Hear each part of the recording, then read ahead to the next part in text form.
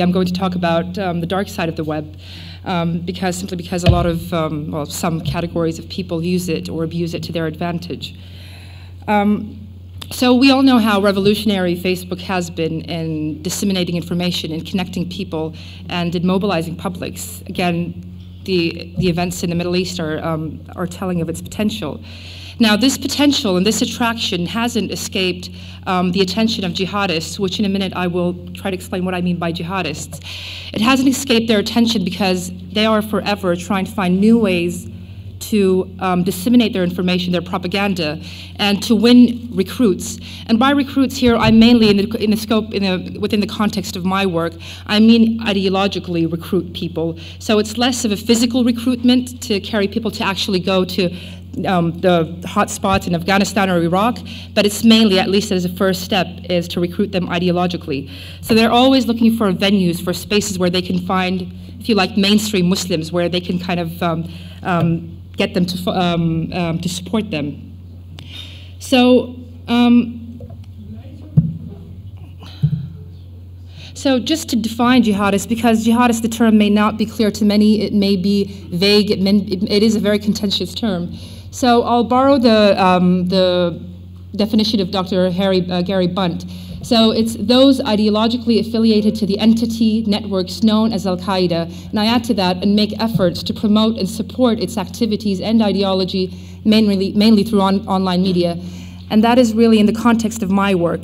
So for the last 4 years, I have been closely studying Al-Qaeda affiliated groups, mainly through their online platforms, doing content analysis, looking at how they kind of try to communicate, how they try to disseminate their propaganda, their ideology. So these, just very briefly, the content. So what brings Facebook back, jihad and Facebook back as kind of to the headlines is, in 2008, it did make headlines because it was the first attempt for jihadists to have a group on Facebook. And I had written an article then in 2008, and I guess it's through this article that I came to this conference, about how they were trying to use Facebook for the first time. It was a very big idea. It caught the attention of media. But then it came to nothing, so they had Phase 2, which is a very important phase, only disseminated last September, which again made headlines and caused the U.S. Department for Homeland Security to issue this report cautioning against, sounding alarms about Facebook and how it has become a playground for jihadists. We'll look at 2 case studies, and then we'll just have some conclusions. So Phase 1. So Phase 1 of the Facebook invasion didn't occur in a vacuum. It was a direct response to a very ferocious attack against jihadist media by, allegedly, Western governments. No one did claim responsibility, but it was the first attack of its kind that managed to close. If you see the, let me just see what. So the first top three websites here were all Al-Qaeda affiliated, so they all carried the Al-Qaeda brand. They were websites that have, over years, gained a lot of confidence and trust of its members.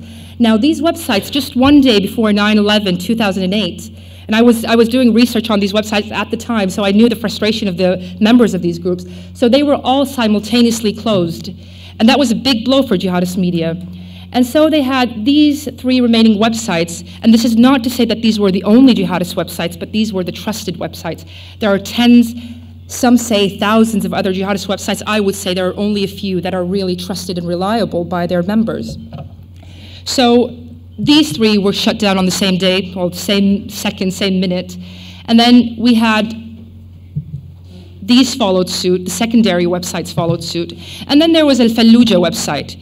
And I call them virtual refugees from these forums. So all the virtual refugees gathered on Al-Fallujah and some other kind of secondary jihadist websites. On these websites, they started discussing what to do next. What options do they have to transfer, just to maintain their presence online?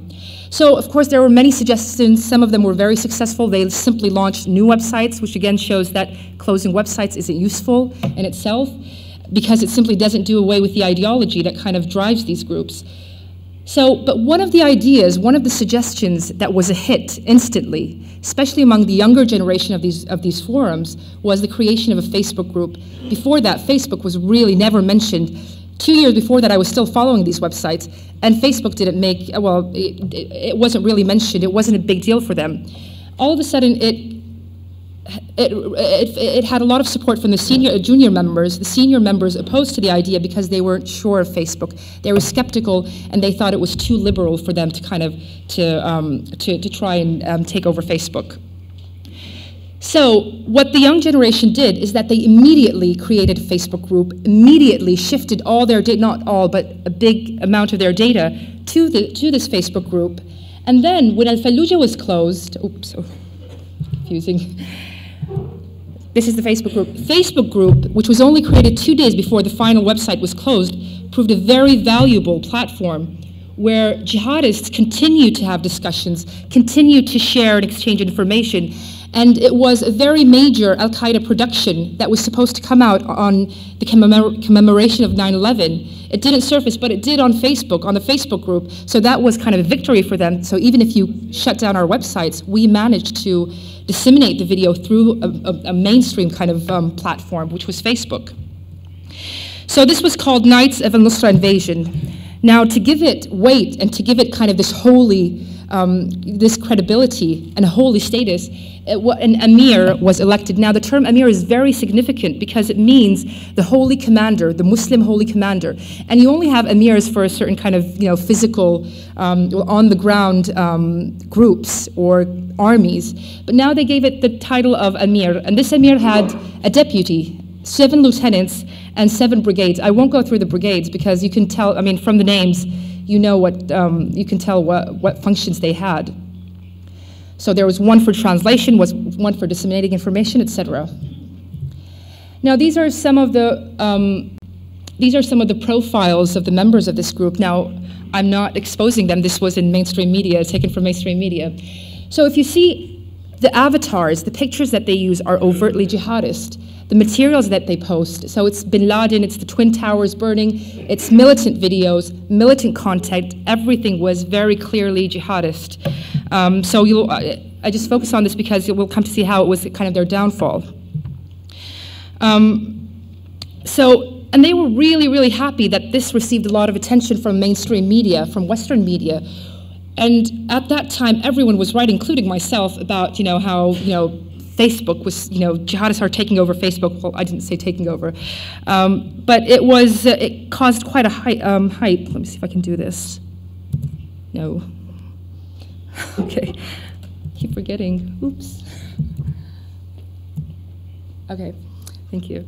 So this is Al-Fallujah Forum before it was closed, and you can see only their planning. Before they even launched the group was reported in mainstream media. So you can see the jihadists, kind of them watching us and looking at how the impact of only their words, only a plan, what impact it's having in the West.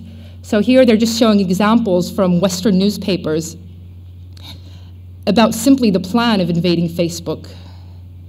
And of course, that was a victory for them. And they said, if our words alone terrorize them, what will our acts do?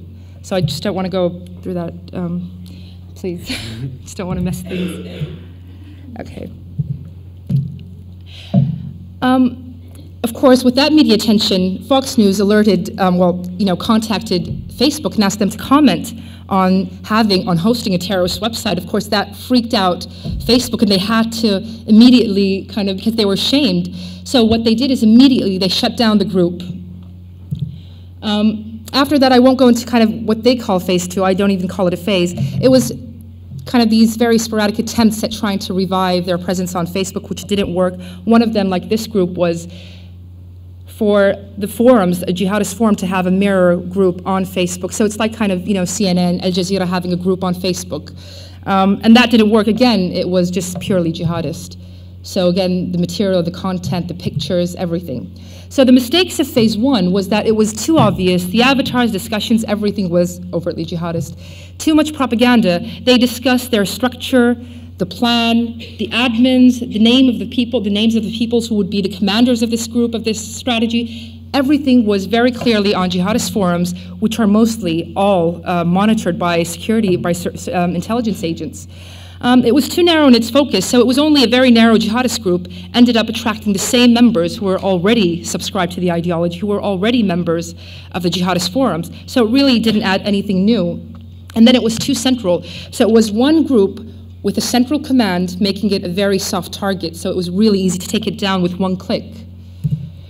So jihadists realized that their online presence must reflect their offline presence, which in turn reflects that of Al-Qaeda. It's decentralized, it's diffused. So there is no one Al-Qaeda group. It's really kind of this ideology, these affiliated groups, networks. So they need to do that to be resilient. For them to be resilient online, they need to be decentralized. So we come to the phase 2 of the strategy. Now, this was released on the 26th of September 2010. And it was released by the forum, by one of the jihadist forums. Of course, they resurfaced some of the forums, not the main ones, but other ones which gained trust again. They resurfaced. And this strategy, very detailed strategy, very serious and detailed strategy, was posted on all jihadist forums. And the main points of the strategy was, I'll just put them all and then talk about it just to save time. So this will no longer be a group effort. There will no longer be, well, not a group effort, there will no longer be a jihadist group. There will be individuals who create. Each individual will be a media kind of center in him or herself. So if I were to kind of, well, let's imagine that this is a forum, and you are members of this forum. So what they are asking them to do, the members of the forum, of course, they're very loyal, and media jihad is very important to them, because these members are already shamed because they don't go out and do actual physical jihad. So the least that they can do is help the mujahideen in the battlefields by doing media jihad. So what you would do is you would go, they ask the members to go and to Facebook, register, familiarize yourself with Facebook, and then start subscribing to the groups that already exist on Facebook. Now, don't subscribe to any groups. There are certain groups, so you wouldn't really be a member of a kind of a Britney Spears fan group. It would be religious and political groups, mainly those that kind of are concerned with the Muslim Ummah. So it would be something like a group in support of Gaza, Iraq, etc. Because they think that within these groups, there are mainstream Muslims who share some of their worldviews, so it's easier for them to kind of recruit from this pool of Muslims. After they have immersed themselves in these groups, they kind of form bonds with the members of these groups. They become friends on Facebook with these groups. Then each member starts his or her own group, a small group, and invites these members that they have forged friendships with on these different groups. And with that, it's the start of a small group, but thousands of these small groups. So that's the idea. You start small, but you have thousands. And of course, they name, oh God, already, oh my, okay, I'll just go very fast. It needs to be covert. Covertness and anonymity is very important. So these groups will not have a jihadist name. They will not contain jihadist material. It will be kind of more Islamic material, and the recruitment would be gradual. So you would slowly lead these people to kind of slightly more radical content. You would start putting links to jihadist forums gradually. Perseverance, if your group is closed, simply start a new one. Continue this and we will be invincible. That is kind of the message. I won't go, so there were commonly asked questions, what group to start, what to name it, what content to post, and what to do if it's closed. Just case studies. So having talked about theoretically about, I really apologize to the interpreters because I'm going to go a bit fast. I'm so sorry. I'm an interpreter myself, so I feel for you. So case studies. Okay, sorry, yes. Sorry. So Antonio Martinez. So Antonio Martinez is a 21-year-old convert to Islam from Baltimore, USA. In October 2010, he posted some comments. He made some postings on Facebook that attracted the attention of federal authorities. Now, his comments are very common ground in Muslim forums. He said that the oppression of Muslims must stop, and that I hate Allah and oh, sorry, no, he wouldn't say that. I hate those who hate Allah and His Prophet. So that attracted the attention of authorities, and then an undercover FBI agent befriended Martinez on Facebook. They started exchanging messages in which Martinez revealed that he really wanted to do jihad. So the undercover agent provided him with a car, an SUV, a bomb-laden car, allegedly, a bomb-laden car. And Martinez was willing to go and detonate it at a recruitment center in Maryland, in USA. And he did. So Martinez drove the car merely based on his contact and trust over Facebook with what he thought was a mujahid, a brother from Afghanistan. So he went there, of course, he tried to detonate the bomb, knowing that he would either be killed or arrested, but he did it. And of course, it was a dummy bomb, it didn't go off. So this has two sides. First, it shows that Facebook is not jihad friendly because information, it's a liberal and diverse platform, so information could stand out, radical content could stand out and attract the attention of authorities and potential for surveillance.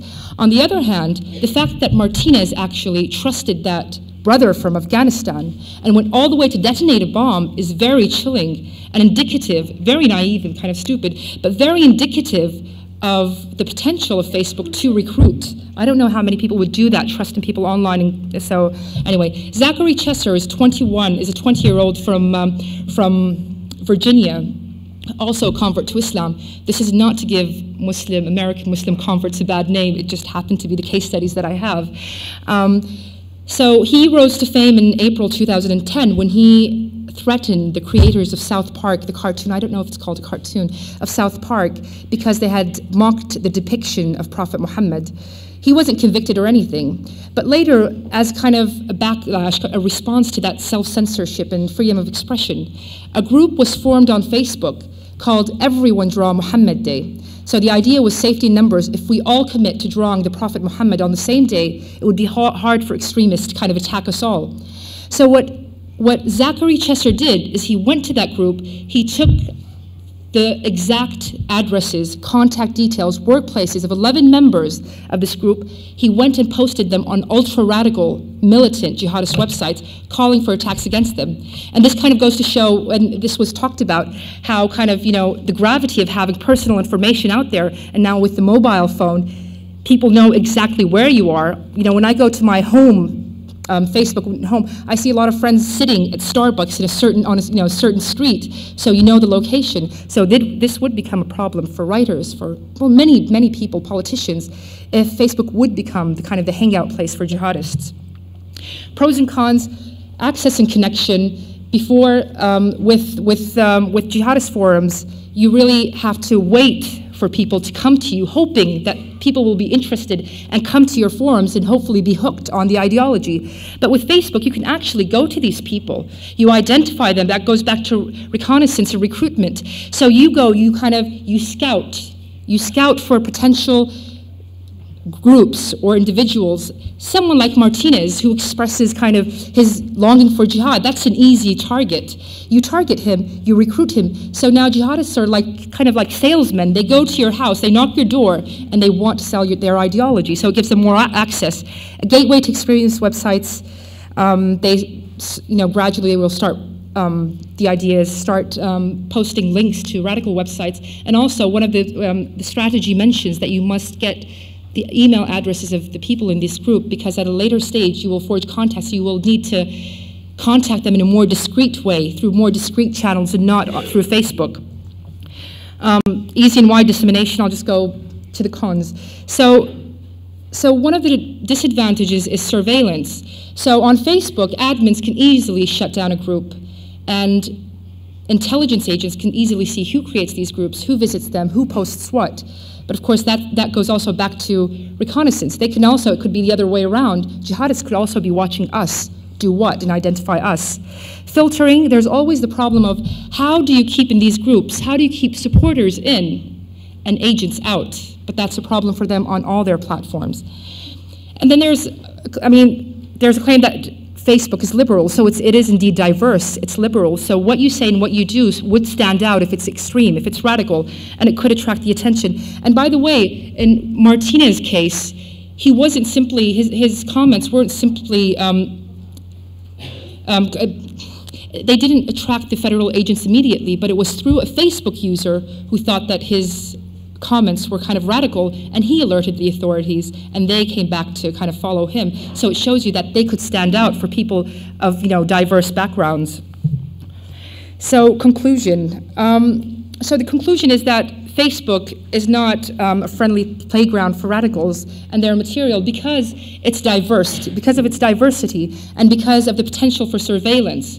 However, if phase 2, the one that we talked about, the covert, the undercover operation of invading Facebook, if that were to be successfully implemented, then that would pose a problem, a challenge for Facebook people, the admins, and security agents alike, because then how would they be able to differentiate between a radical, an extremist who's trying to lure people, and a mainstream Muslim who simply happens to have strong ideas about Muslim issues, and it's very common ground. Go to any Muslim website and you find these strong ideas about the oppression of Muslims. How do you differentiate? The other thing, which I really added as the last thing, is jihadist bluff. So in the context, in the course of my following jihadist websites and research, a very important strategy, a key strategy, and it's not really new to media studies in general, is media warfare. So another challenge is how do you determine the seriousness of this alleged attack? Because most of their threats really come to nothing. Most of their threats, the purpose of their threats is simply to create, as they say, create fear in the hearts of the enemy, to get them to put money and time to circumvent an operation that we don't even intend to, carry out. And could that be kind of a diversion from something more sinister that they're doing? So it's kind of, the Home Office, the DH, the Department of Homeland Security raises all these alarms. But is it as serious as they claim to be? Or is it just like phase 1? It was a plan, they were so happy that it created fear. They just want to create this kind of media hype and kind of fear that we're still there, we're still alive, we're going into social media, we're invading your platforms. So this is, again, a challenge. Thank you very much.